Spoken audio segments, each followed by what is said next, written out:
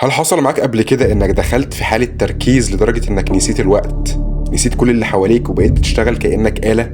بس عندك إبداع فنان، أفكارك بتجري وإيدك بتتحرك لوحدها وكل حاجة حواليك بتختفي.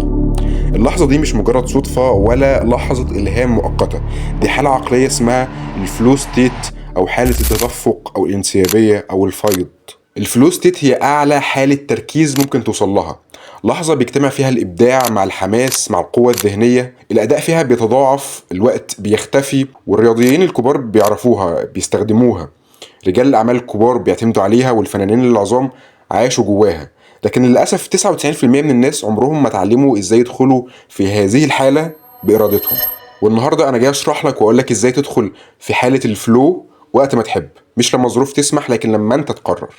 الخطوة الأولى هي الطقس. ابدأ بحاجة بسيطة اسمها طقس الدخول، وطقس الدخول ده هي حاجة بتقول لعقلك استعد، احنا داخلين في حالة تانية دلوقتي. طقس الدخول ده بيكون بانك بتتنفس بعمق، انك تنظف اوضتك او مكتبك، انك تعمل تمارين تمدد او تمارين جسدية بسيطة. والطقس ده هو الزرار السري فعلا اللي بيحول عقلك من الوضع العادي لوضع السوبر او الوضع الخارق. الخطوة التانية هي البداية السهلة. مش عايزك تبدأ وتاخد الموضوع جد قوي او تحمل نفسك فوق طاقتها، لكن ابدأ ب10 دقايق تركيز بس.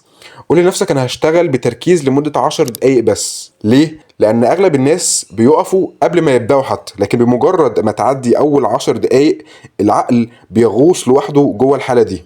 والسر مش في الإرادة، السر في البداية. الخطوة الثالثة هي انك تحذف المشتتات، لان اخطر عدو للفلو ستيت هو المشتتات.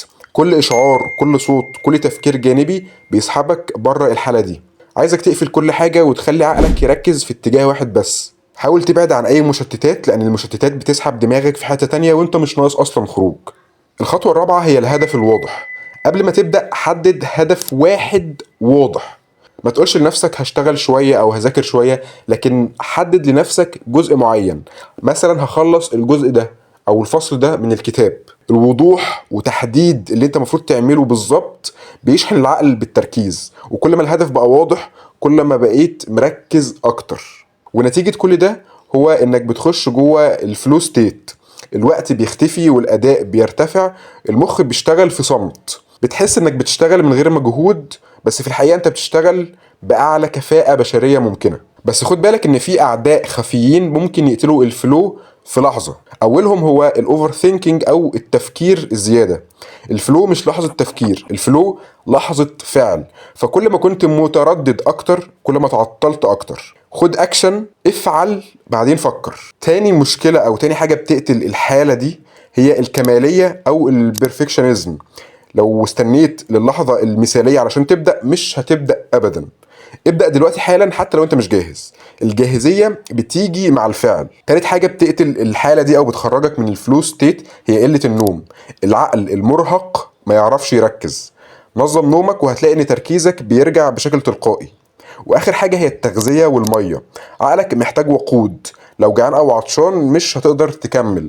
في نفس الوقت خد بالك انك ما تاكلش زيادة او ما تشربش زيادة. اعتمد على سناكس بسيطة وتكون صحية في نفس الوقت، زي المكسرات او الفاكهة والقهوة والمية بشكل عام. يعني ما تاكلش زيادة او ما تشربش زيادة. في النهاية خليني اقولك ان الفلو مش موهبة ومش صدفة، لكنها مهارة.